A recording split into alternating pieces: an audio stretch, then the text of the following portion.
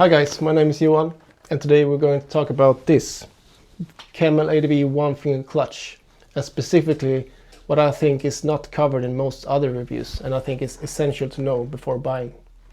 This is a review of the Camel ADV one finger clutch, but I think this applies to every one finger clutch on the market essentially. So just a quick recap why you might want to consider buying a one finger clutch. It makes the pull easier and it also makes the friction zone wider.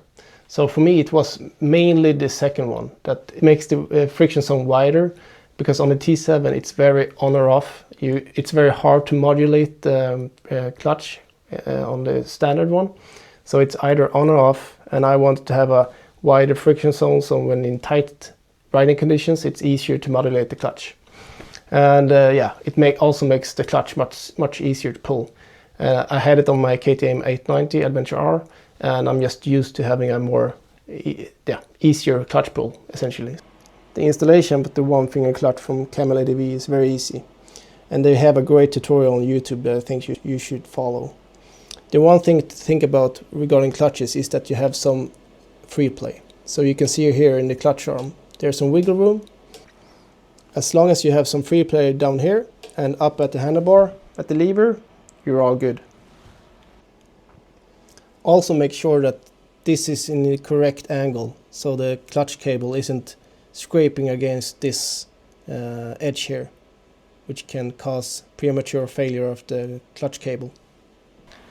So now over to the issue, and what I think can be overlooked by many that buy this. You have to make sure that when you're using the clutch as you would when you go on a ride, that the clutch is fully disengaged, that you don't feel any pull of the motor and the revs doesn't change. You can just feel that you can put in the gears easily and smooth. This is all depends on how you use the clutch. I use one finger with the clutch, so it depends on how far I can use the lever until it hits my other fingers. So it's the distance of the lever that is the most important here.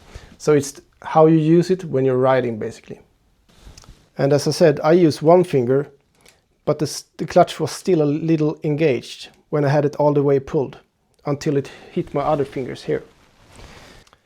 You can test this by starting the engine, having it in neutral, and put it in first gear with the clutch pulled, as you would do while riding. If you can feel it engaging, you have a problem.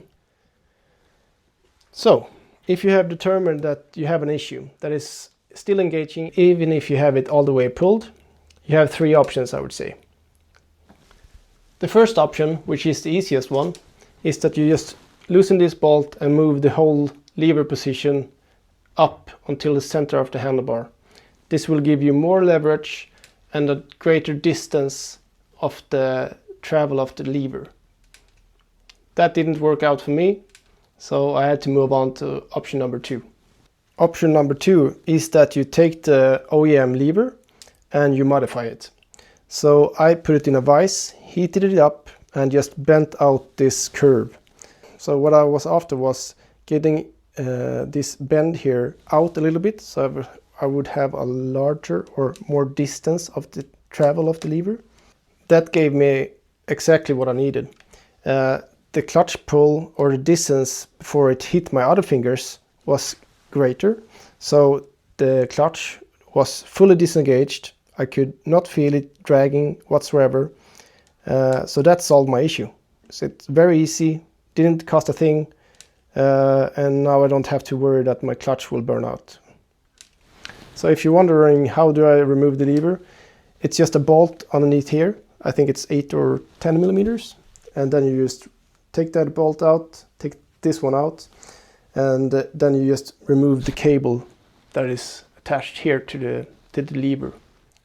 If option 2 doesn't work for you, or you don't want to butcher up your OEM lever the way I did, fully understandable, you can think about buying aftermarket levers. Maybe they have an adjustment here which makes the lever travel more.